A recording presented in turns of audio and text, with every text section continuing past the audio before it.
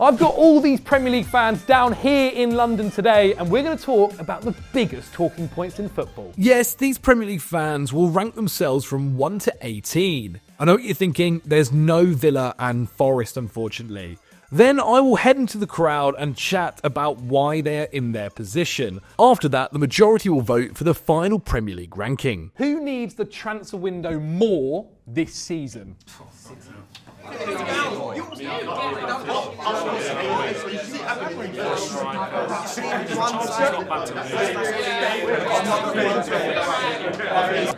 cool.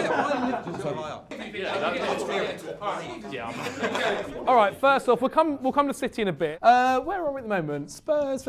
Anita, you okay at the back? I'm good. Yeah, you say that. Chelsea say there. Everyone, I think Chelsea don't need any more transfers, that's for sure. Maybe. We're good for about 5. All right. Okay, let's have a quick talk about Brentford here. Let's have a quick chat. How do you feel about the team at the moment? I think we're doing all right, to be fair. We probably need some fullbacks. We've not had fit fullbacks at the club for like a couple of seasons now. But no, things are looking good. I'm happy. I don't think we'll reinforce in January. If we can get a fullback in, it's a bonus. But I think we're doing all right. Okay, I'm happy with that. Now, someone I thought who desperately could do with some signings over here, sitting in 14th, Everton, Alfie. Transfer window's ultimately useless because we've got no money to spend, so it's not going to help us anyway. Oh, so you're thinking contextually. Yeah, I've got to add a bit of context. Obviously, I'd love. Yeah, we could probably do with next season we're going to have 13 players on the books, so obviously we could do with it, but I don't know where new owners potentially. Maybe that changes. I'd probably put myself front row if we had new owners, but for now. Name a position. Fullbacks, centre-halves, 2 midfielders, a winger. Probably a creator, 10. It's a whole team. It's a whole team. Is Ashley Young's son? He's going to play at Peterborough. If he gets minutes, he'll play. Yeah, I saw that. And he's also been probably one of our best players this season. Yeah. Wow. Okay. Well, if you're happy with that, I'm not going to force you to move, but I would have thought you could need it.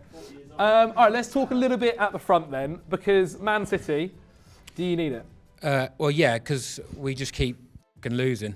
To be honest, we have failed in the past 2 summers to do the shaker move that Pep Guardiola said, and that he said to Rio Ferdinand about Fergie every summer would. When you're on top, you've got to keep buying, and we just haven't. And I don't want to sound spoiled, but we should spend about 300 million. Rodri's out to the end. There's some people that just sort of coming to the end of their shelf life painfully. They're still obviously great, but just if you want to stay there, you have to just keep buying. And I think we're in desperate need of that now. Okay, now Wolves over here in second. Do you think you're happy here that you don't need it more than City, or do you think you desperately need transfers? I would kind of say that we probably do need it because we're fighting to stay in the Premier League. It's a lot more important to us to stay up rather than you would be in the top 4 probably even at the worst case scenario come the end of the season, realistically. It can't go on. It can. It can. I think that every week. It does. That Mick McCarthy video. But we're like in a point where the squad balance, we've bought enough players in the summer, but the balance was all wrong. Like we're stacked in centre mid. We've got very little cover for fullbacks, centre halves. They had someone come up from loan who's now up with an ACL injury. And now we're left with Craig Dawson, who's on his last legs. Yeah. Totti Gomez, who's debatably great player, but at the same time, we just need reinforcements in important areas. There's the whole toss-up between Sam Johnson came in and then also Jose Sarr. Jose Sarr was meant to leave. Both terrible. I mean, Jose Sarr has his moments, but yeah, maybe. Loses this game is like the one at the weekend. It's just we just need better, and it's so many different positions just to balance the squad. And yeah, that's why I think we really. So it's tight. It's tight here. Yeah. Southampton also. I mean, Paul Onuachu's probably had the best performance we've seen this season from a Southampton player, and then he gets an ACL injury. So with Cameron Archer, Adam Armstrong, I mean, Archer's all right. Adam Armstrong's championship striker. Dibbling's obviously really good. Yeah, well, I mean, Dibbling, that's where we're going to get our money from because the owners don't have money. They've invested it all into the Göztepe. So I just want to see some quality because there isn't much. Okay, and then Leicester also kind of, the 3 relegation candidates here. Yeah. Same kind of vibes. Similar. We spent 20+ mil on Oliver Skipp in the summer. Thanks for that. Yeah, it's not worked out. So money not well spent. Obviously manager change. Steve Cooper bringing in basically just people that have played in the Premier League for a while, like Bobby D. Cordova-Reid. Yeah. So that needs to change if we are to stay up. I like that. I want to jump over to someone else who could possibly be a relegation candidate, not to make it too harsh. Ipswich, do you think you don't need too many transfers, or is it more like Everton where you don't have the money to? The volume of transfers, we don't need too many. But if we get a few injuries, Djellab, we've got Hurst out at the moment, no backup striker, it's painful. We need a right back. Twanzebe getting injured too often, and he's a brilliant defender. But then Johnson or Harry, we also Harry Clark against Brentford, it wasn't great. But no, we do need a few players, definitely. Okay, but you'd be happy here because also I guess you spent a lot in the summer, didn't you? Yeah, that's the thing. It's just the volume of signings. We don't need too many, but we need a few. Okay, 12th place for Ipswich, 11th over here for West Ham. Yeah. Spent a lot in the summer, brought in a lot of players. Exactly, yeah. I think we need more. I'm still happy with the majority of our business. I just don't think the team's performed very well. So I think it's the manager needs to get more out of the team. There's probably a couple players that we could bring in, but I think we brought in so many players that we don't need to bring many more, you know? Okay, fair. What's the one position you'd say? Striker, yeah. Fulkrug's been out all year, so striker. Fair enough. For sure. Fair enough. Arsenal, I guess, trying to battle for the Premier League. Yeah. Where would you be bringing in a player? Well, I feel every Arsenal fan wants to call out for a striker, but we've just gone the last 2 seasons with the top 2 most goals scored in the league. So I think we're being a bit spoiled. We've clearly got a team good enough if we push harder. We needed depth in midfield. We signed depth with Marino. Timber's come back like a new player from his ACL injury. So I feel like we're okay for signings. It's just maybe a little bit more quality. That's why I don't think we're in too desperate need. But okay. Honourable there. That was really honourable. I thought, fair play. Spurs clapping him. Ben, I wanted to quickly touch upon you as well. Spurs obviously won the window, apparently, in the summer, possibly. Did Some people said it. Maybe West Ham, actually, as well, to be fair. Yeah, I was going to say, they're going to win the January window as well. How desperate are you guys then for transfers? Not desperate, but there's a couple of positions, especially in defence, that we need. I think we need that kind of Calafiori type player that could play centre-half, left-back, because a Doggie's struggling, coming back from an injury. Someone that could play centre-back and left-back would be ideal. Ben Davies still going strong. So I don't think we desperately need a centre-back. I saw we were linked with someone with Newcastle, I can't remember who it was, yesterday, someone from Lons. Attack-wise, we're missing Richarlison, who, I mean, bless him, but he just can't stay fit for a full season. So a striker would be nice, even though we've got Will Lancashire, the youngster, but Dominic Solanke needs a rest. He works so hard every single game. So a striker, maybe, another winger. We've got Odebear out till March. We've got a lot of injuries, but I'd say a defender is probably the most... a versatile kind of hybrid defender would be the priority, but I don't think we're desperate, but it would be nice. You know what was amazing there when you mentioned about how Dominic Solanke works so hard. I was just going, yeah, man. I remember. I will jump to Bournemouth. Do you think you need any signings? How's it going? We're thriving, really. I think genuinely every outfield position on the pitch, absolutely excellent. Couldn't improve it. Depth is amazing. Brooks, Zatara on the bench. The only position I'd want is a keeper. But we've got Kepa on loan, so we can't really go and spend more. I don't rate Kepa at all. Still need a keeper. Yeah. Still need a keeper. Fair enough. Okay, one final one I want to talk about before maybe we move a few things. Palace. You sold Elise. Yeah. He went, wasn't great. Still not been much better. No, well, we tried to replace Elise with 3 versatile attackers who offered different options. Those different options are just no goals or assists, basically. We've kind of worked out a bit now, but I don't think we need a lot. It's one of them where fans will be like, oh my God, we've got to spend, and then you sign 1 player or 2 players, and you're like, oh, we're actually fine, and we've got good depth, and we've been unlucky with injuries. I think we're higher up, but their team's definitely more pressing. One flag I had was why Liverpool 5th when they are top of the league by 8 points. There's a reason. There's context. Go ahead. What's the context? It's very similar to the first, and I like the 3 relegation teams battling, and then I like us 5th. I was contemplating going to the back, but because of the injury situation, we're notorious for not buying players. So we buy 1 player a window, even that's for the future, right? So the reason why I've gone here is because we're in all the competitions and surprisingly going for the league. If we have any more injuries in defence, we're absolutely knackered in defence. We've only got 5 defenders covering 4, no fullback cover at all. Bradley and Tsimikas are out for 4 to 6 weeks. Konate out 6 weeks. we've only got young Kwanzaa as the backup to Gomez and Virgil. And if you're going for all 4 competitions, we could deal with 1. That's the only reason I'm here. But I accept everything. You did just say you had no money left about 5 minutes ago. Yeah, that's only 1. We could surely do 1, right? You've always got 100, you always have like 100 million just sitting there. Okay. Everyone go into their position they were in. Are they happy to stay where they are? Does anyone feel desperately they need to move forward, or someone should move forward? Lock it in. I would like to go higher. You would like to go higher? I hear enough people, yeah. Okay. Would you go swap with West Ham, do you think, happily? Yeah. You think Arsenal would swap with Ipswich? They're in a relegation battle here.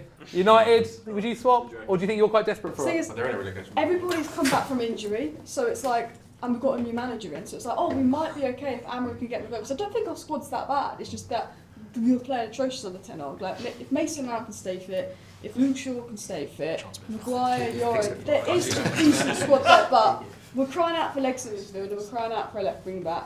We have scored goals since Amron's come in, and hopefully that continues, and that was a big issue. I would say we need 100% a left wing back and a midfielder with legs, but I think Amron can get by. But I think Ipswich are in a relegation battle. Bournemouth spent a lot of money in the summer, so obviously January they might look more to the summer rather than January.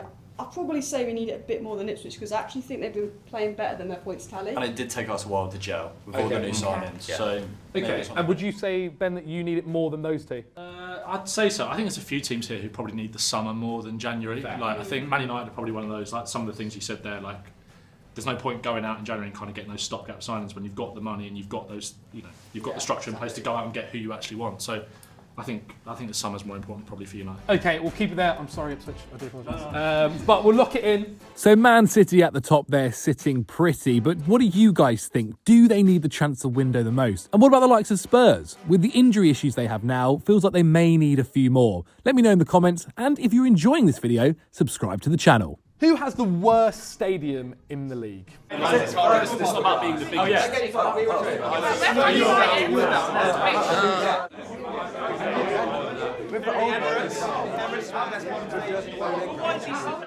lot of bullshit. Okay, finishing up. Lovely. All right. We're gonna move down as we go. I want to start off with the Olympic Stadium. Yeah. When I said the question, you just walked up here like, yeah. Not a fan? Well, I knew what was going to come, and they're all going to say it's the worst away day. So, yeah, I mean, enjoy it. We usually win. Okay. I'll say what I will say is there is potential for it to be a good atmosphere. And I've been to a lot of these stadiums, and one of the best atmospheres I've ever been in was West Ham at home against Sevilla in the Europa League. For me, I loved that night. So I love the stadium in my own way, but objectively, I understand why it's number 1. Okay. It's very, very big distance between where you're sitting and the pitch as well, Oh, which I think for is quite a big key thing. But if it was Upton Park, I think we'd be over there somewhere. So, Learn your lesson. Don't move from the stadium sometimes, I guess. But then, to be fair, what was the size difference now? Like, how many people do you take now? About 60,000. Compared to? I think it was about 30 something. Yeah. Money talks. Vitality Stadium, 12,000? Not even. I think it's 11.3, something like that. What do you make of the support of Bournemouth? Like, do you find you're quite vocal, or is it? No. You can probably hear me, like, and that's about it. But no, I love it and it's got 4 stands, which is why I would put us better than King Power and St Mary's maybe. But yeah, I mean, 11 fat, they can't debate that. Okay, fair enough. Are you happy where you are? Do you not? Don't rate the King Power? Ours are literally the exact same design, so we have to be together. I think other people, our atmosphere isn't good. I think the stadium is okay. Everyone hates our clappers. Notoriously, they despise them, and our home atmosphere is generally just really bad as well. So doesn't help when things are not good. No, like during the Champions League times, I'd be much further down in terms of atmosphere, but right now, how was it last season in the Championship? Dull, because it was just relatively easy. So people just expected us to win. Yeah. So it wasn't really that exciting when we did. So lots of people leaving with like 15, 20 minutes to go. It's ridiculous. Okay, I will just jump over quickly. I quite like the G-Tech. Yeah, no, I'm a bit indifferent about it, to be honest. I think if you asked me when we were at Griffin Park, I think we should be over there. But, the transition, I've heard, the Legos, I don't like the seats. I really don't like, I didn't like the seats when they were there, when they were put in. and I've heard it's not a great away. I mean, compared to Griffin Park, like what a place to watch. That's what you're saying. The difference is the difference. I'd much rather have it like Luton had it and be able to play at Griffin Park in the Prem like they had it at Kenilworth Road. But yeah. Okay, and then the Amex, you just. What's your issues with it? Just infrastructure in and out, was it? And it's a bit quiet. Okay. And just jealousy. Fair enough. I'm going to jump over to a little bit further back because I've been to Selhurst Park a few times. I love it. I think it's fantastic. You and me both. What are you doing here? Well, I think it's very subjective, right? Everyone has very different stadiums. We're going on like vibes, experience. Palace is up there. But obviously it is old. It's it's not a great luxury experience. But if we're going on football stadiums, I think we should be further down. I actually think Chelsea should be further down as well. I like going to the Bridge, obviously. I think Goodison Park should be further down as well.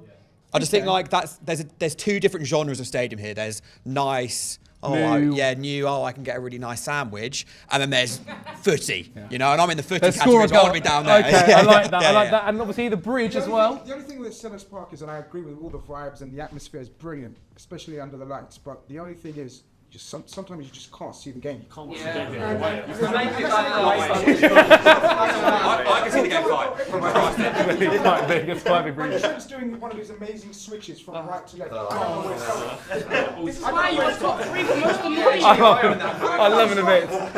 I do want to mention the Bridge because you said you weren't actually that big of a fan. I'm not. I think it's too small. And every time I go in there, I'm a tall girl. I need the leg room. There's no leg room in that stadium. I do agree with you. And when it comes to vibes, right, I'm a bit indifferent, right? I looked back and I saw Ipswich and I'm like, ooh, maybe I should have put myself next to Man City. But at the end of the day, when the Bridge is quiet, it is silence. Yeah. And that's one thing I hate about that stadium. So. But actually, recently, I think it's been pretty good. Yeah, because we're winning. When we weren't winning and when we needed to cheer the players on, we were silent. And is there a better sound than goal going in and that and the bang on the banner? Do you know what? Fantastic. Yeah, let me move up a little bit. Ipswich, I guess, back in the Premier League, things must be feeling pretty good. Oh, it's a proper stadium. The last 2 years, promotion back to back, atmosphere is incredible. It's a good stadium. Happy with it. I genuinely feel like, to be fair, it's quite nicely segregated at the moment. Manchester United. Alice, talk to me about Old Trafford. If we're going off vibes, history, capacity, atmosphere, it is at the top. Sure. If we're going off the state of the structure, which I think also is part of it. It's nearer the bottom. Like, it leaks. There's a reason Ratcliffe wants to build a new stadium. That is in the plans, but it is kind of iconic. It is a nice stadium. It needs a bit of maintenance. It's been sort of ignored by the Glazers, but I think atmosphere, capacity. Do we think United should go further forward? Yes. Yeah. Okay. Who would be happy to, as in worse? So worse is going further forward. Kieran, the Etihad versus Old Trafford. Well, the Etihad. You would prefer that? I guess actually, yeah. Why would I ask City fan? Generally, do we prefer the Etihad or do we prefer Old Trafford? Hands up if you prefer Old Trafford to Etihad. In general, you're watching a football game. Etihad's better, isn't it? Okay, maybe we keep that. And the Emirates, as a group, do we like the Emirates or? Right, maybe we'll just keep it as it is. There, keep it as it is. So we're saying they don't have a roof that can hold the rain. Okay. Do we think Stamford Bridge is better than Old Trafford? Come on. Oh, allow it, man. Okay, Nita. I'm sorry. I'm sorry. I'll stay here. So we're saying, guys, over here, Tottenham Hotspur. You don't have a name for the stadium, do you? The Tottenham Hotspur Stadium. Oh, what a fantastic name. Can come go-karting if you like. Yeah, come you to can also walk round as well. Yeah. Longest bar in the world. Yeah. The thing is, hasn't won a trophy. No, we have got the best stadium, but I kind of just moved myself here because I thought people were going to say that. But like in terms of overall package, like Villa aren't here, but Villa Park would be way up here as well. Like even kind Forest would agree. Forest would be up here. The thing is, if you're going to bring atmosphere into it, which we struggle with our atmosphere at home, we kind of have for a lot of the time since we moved to the stadium, other than like a few great nights, Champions League, that kind of stuff. But so does every club for a lot of it. Every club's going to say their home atmosphere isn't what it should be. So I don't know how much that should come into it. But we have got the best stadium. But in terms of overall package, I think we struggle a little bit with everything else. But a lot of other teams do as well. It's a problem in English football anyway. Okay, so would we say Anfield is worse than Tottenham Hotspur? You would agree? Yeah. Everyone agree? So Tottenham Hotspur is number one. The thing is, Tottenham Hotspur is like a proper day out. You need it's like one of those ones where you need a day out to have the whole tour of the stadium. Mm-hmm. But in terms of in terms of what Alice brought up about United, in terms of iconic capacity, especially now that we've revamped the Anfield Road side as well, it's a complete stadium now, and you take into the atmosphere, which most of you guys probably have seen, or if you don't care about Liverpool, you haven't. The atmosphere against Madrid. But that's why. Yeah, but this is the thing about Anfield. They only raised it when it needs to. It's not one of those that just constantly singing like German grounds and French grounds. You know, when the club needs us, when the team needs us, we raise it. So that's why. But Tottenham is a fantastic stadium. Like, But that is a good point, though. That is a good point, because I think a lot of, like I said about atmosphere, basically every club, no one's singing for the whole 90 minutes. Everyone sometimes needs a tackle or something to happen to ignite it. That's not just an Anfield thing. I think that a lot of teams struggle with that. So is everyone roughly happy where they are then? We're saying Fulham is the fourth best stadium in the Premier League right now. If you've got a neutral split, you can't be in this back row. Cottage on an away day. It's the best away day in the Premier. No. Is it? It's sort of thing my dad would say. Look at the thing in the corner. So do we think we've got it's a listed building, oldest club in London. There's a swimming pool being built on the roof. It's got everything. You said you love bougie. There's swimming at half time. I'm not going to swimming pool. He's to watch a match. Yeah, no, it's unbelievable.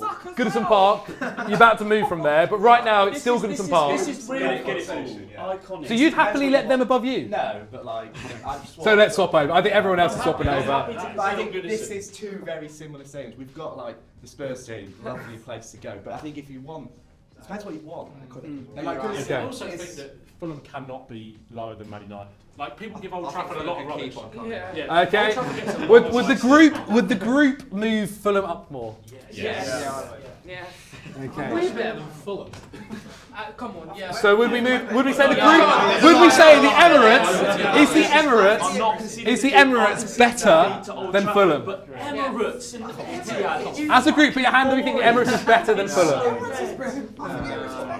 Actually, it's quite. Location on the river. No. All right. I think Fulham is a time capsule of what football used to be in previous years. I think. Yeah, I can agree with that. I think. That more than Craven Cottage, though. Okay, right. I think there's two types of stadiums. It's been mentioned. You have the new glitz and glamour type stadium, and then you have the more ethereal football raw experience. For someone like myself, I'm always going to go for the authentic football experience over a London stadium or a Tottenham stadium. You know, I like Craven Cottage. It's a nice atmosphere. It feels like you can go there with your wife and kids. Don't get me wrong, but I love the stadium, and it's a listed building, and that's what football's about. When was listed buildings part of the criteria here? Cool. Okay. We're talking about stadiums. Well, there we have it. The best stadium is Spurs's and the worst is West Ham's. I cannot believe that Old Trafford is considered so highly in this group. But again, what do you guys think? Do you agree or disagree? Get in the comments and let me know. And if you've enjoyed this video and want to see more, like and subscribe.